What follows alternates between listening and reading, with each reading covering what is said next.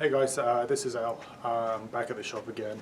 I think I may have made some progress on the Brooklands. So this video is not going to be a very long one because I'm really here to do a bunch of other stuff like cut the grass outside and stuff like that. But I was really concerned about the low voltage on the Brooklands when I was checking the ECU. So what I did is I swapped the battery out with another battery, and straight away when I did that I got the correct voltage from the ECU. So I suspect that the ECU wasn't getting enough voltage, and that could create problems right in itself, because everything else that I've tried doesn't seem to have made a single bit of difference. So what I'm going to do right now, I mean, I don't know whether it's guaranteed. I did run it for a little bit yesterday, and it seemed like it was running better, but sometimes I say that and it really isn't. But what I'll do right now is I'm going to start it, I'm going to run it, I'm going to let it go up to temperature, and then we can basically check the ECU voltage and all the other stuff on the army check, and we'll see how it's running at the exhaust, because you could, I mean, it would smoke the whole shop on. And it's a, this is probably about a 7,000 or 8,000 square foot building inside this section over here. So when this thing's covered in smoke, I mean, it's making a lot of smoke. So I'll get that car running. I'll turn the camera off, and then when it gets up to temperature, we can take a look and see what the computer's saying, and obviously, check if the whole building's getting smoked out. All right, thanks. All right, guys. So I've had the car running for a while, and it seems to be running a lot better, right? And I'll tell you what I mean. So if you look down, but I wipe this down, basically just drain water out of the exhaust, and you can see the little pool of water. Now that I have a better battery, it's still an old battery, but I think the date on this battery is 2022, so it's a 2-year-old battery. But and batteries don't last on these cars because they sit for so much that they don't get driven a lot, and the battery always dies, especially if you get through a freeze or anything else like that. But right now it seems like it's running okay. It doesn't really look like it's smoking. It's certainly idling a little bit better.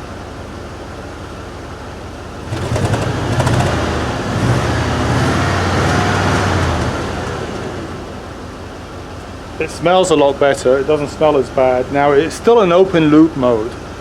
So when I look at the O2 sensors, they still flip into 1.27, which is an open loop mode, which I believe is open loop mode. It still throws a bunch of codes, O2 sensor codes, auxiliary air injection codes, idle air valve code, that stuff, but it's running a lot better. I also took the fuel pressure regulator off, just in case it's causing a restriction. I don't think it is. But certainly it's idling much better than it used to. You may have heard it misfire just a second ago when I revved it. That doesn't come as a surprise to me because the plugs are probably dirty, and the O2 sensor is probably covered in soot and everything else like that. But all in all, I mean, I think it runs a heck of a lot better than it did. So I may have solved this problem, at least the running issue problem. That's not to say that there's no other problems, because I've got check engine light, I've got all these other codes. But it's running in open loop mode, which should run like a default setting. That shouldn't be running super rich. I may just go and replace this battery for good measure and just swap it out for another brand new battery, see if it behaves differently with a new battery. Right now I'm getting like 13.2 versus 12.8 volts. Earlier on I was getting 13.8 volts, so you know, maybe this battery isn't holding up as well. I have no idea. But all in all, I think the car seems to be running. So all in all, I think the car seems to be running pretty well. And it's definitely, you know, as you can see, it's definitely not spitting out water, which is typically when you have so much carbon monoxide coming out of the exhaust system because it's running so rich. The catalytic converter would convert that into carbon dioxide, and you'd also get a water byproduct, and that's why you'd see water coming out of the exhaust. So that's normal for a car that's running rich. That's why you see them, some new cars, they're basically spitting out water in the morning because that's when they're in, you know, cold idle mode. So I don't know. I think I may have solved this problem. So I'm hoping. All right. So I'm going to take the Omnicheck with me at home, so that I could also read, so I could also scan the Turbo R and see what kind of voltage I'm getting out of that battery. But all in all, I'm pretty happy about this because it seems like it's running okay, right? Try revving it again.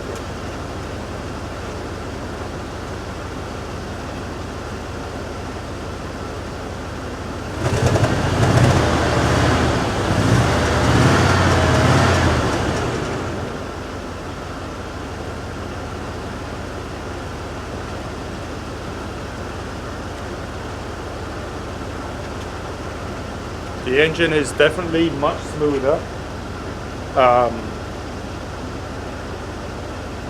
It's not spluttering, it's not smoking.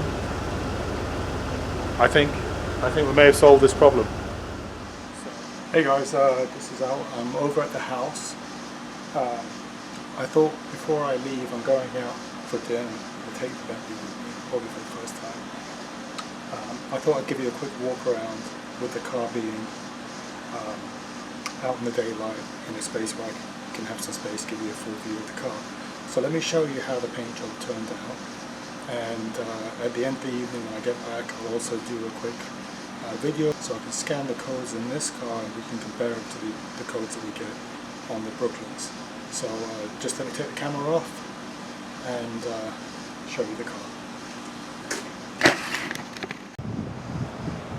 Okay, so it's got a couple of water spots. We had quite a storm yesterday. Actually, I was really worried. I woke up at around 3 AM in the morning, and it almost sounded like it was hailstorming, but fortunately it wasn't.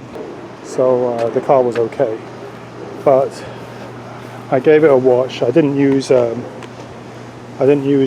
regular car wash because it has some wax in it, and you know, with new paint, you really shouldn't use any kind of wax product. I don't know whether the washing wax counts as a wax, but I wanted to make sure that there wasn't going to be a problem.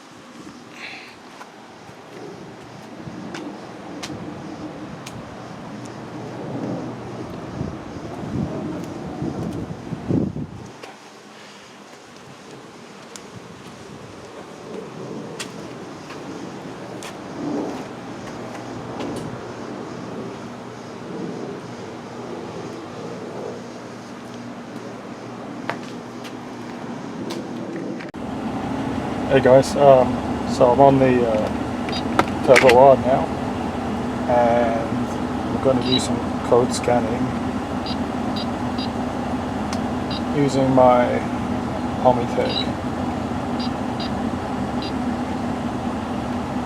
This was the Turbo R, I guess.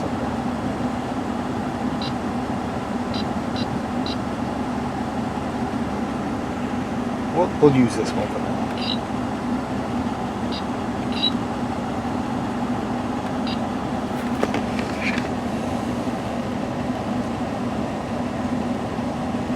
So let's go to fault codes.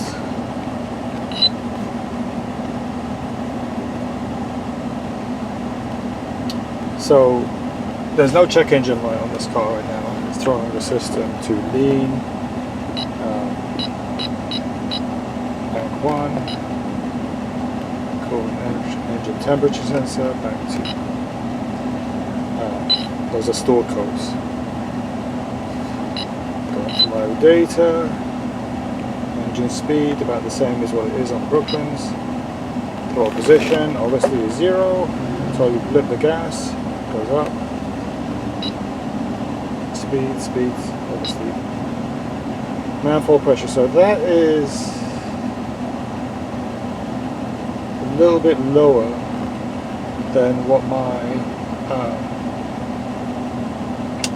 Brooklands reads, but my Brooklands is reading correct manifold pressure, or it's actually, you know, reading the sensor. Air pressure is 99.4, which is the same.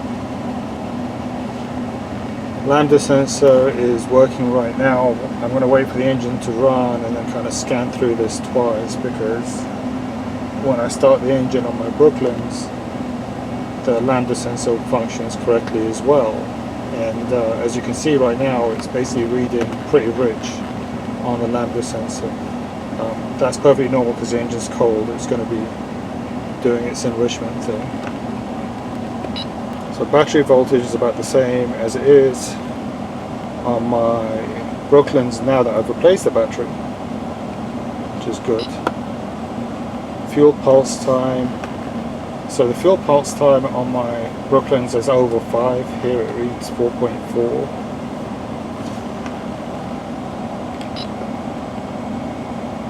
Short-term fuel trim. It's bouncing back. Fuel trim is 0. Ignition advance is fit between 15 and 20, which is about what the Brooklands was reading. No knock detected. Wastegate valve 0. Idle air valve 42.4. Purge valve 0. Coolant temperature sensor, so it's going up to like 72, 74, so now technically it should go into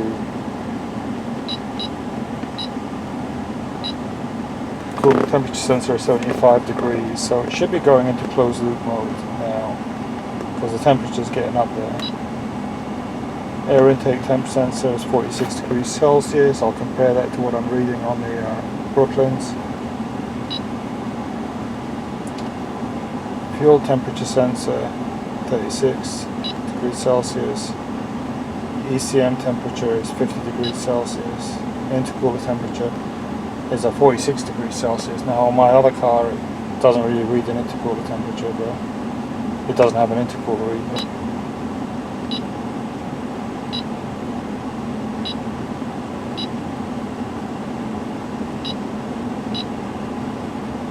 Everything else is pretty much normal. So now you can see the lambda sensor is still reading, and it should be in closed loop mode. So this is where my other car would kind of flip out, and it would basically start reading 1.27 volts. This one isn't, which is why it's running perfect. Short fuel trim is -6, -7. That's kind of what my other one says as well.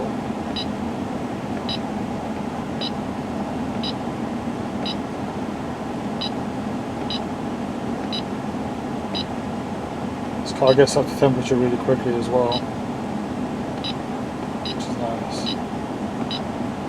Which is actually interesting, so maybe I need to go and replace the thermostat on that car. Maybe that would help.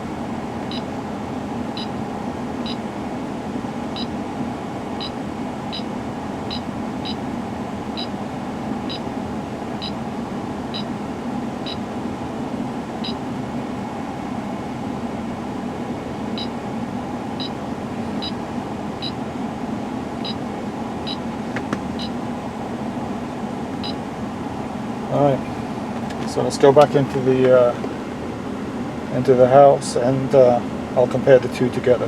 Thank you.